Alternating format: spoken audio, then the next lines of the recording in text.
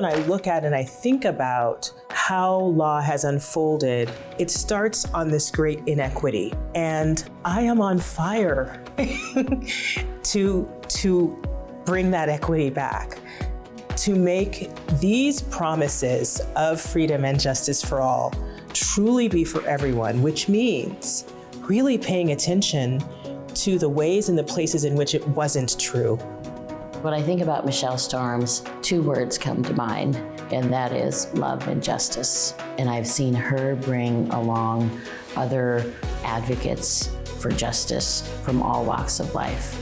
Michele is so deserving of the Goldmark Award.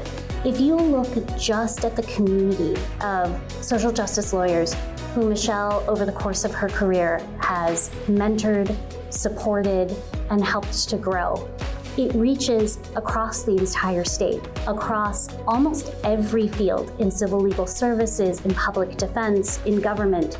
I think about someone sometimes being called a moral compass, and I think Michele's great genius is that she's many kinds of compass.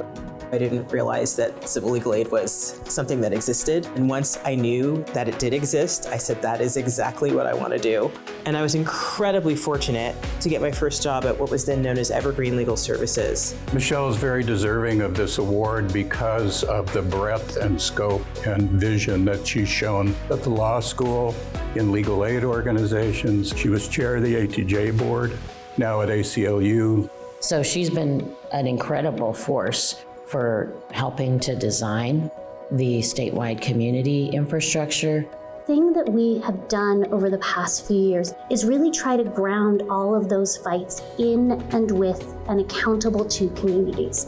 And that shift towards community accountability has been an incredibly important part of the ACLU's work since Michele took the lead.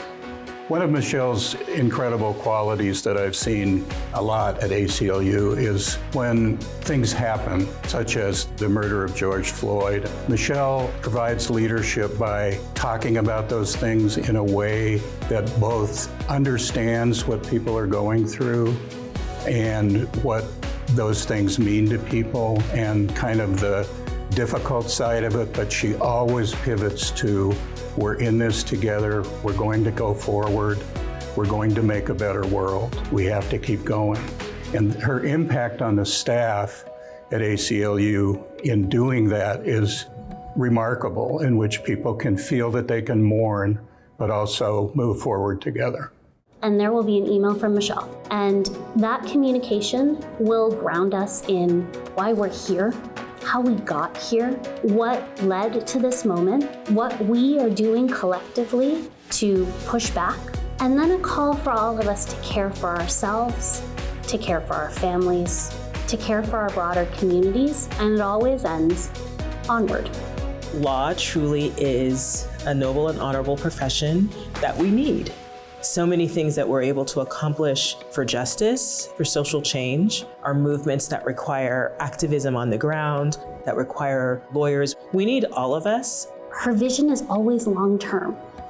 One of the things that I find especially hopeful right now is the increasing understanding of the intersectionality of all these issues, the relationship between voting rights and LGBT rights and disability rights and racial justice and economic justice.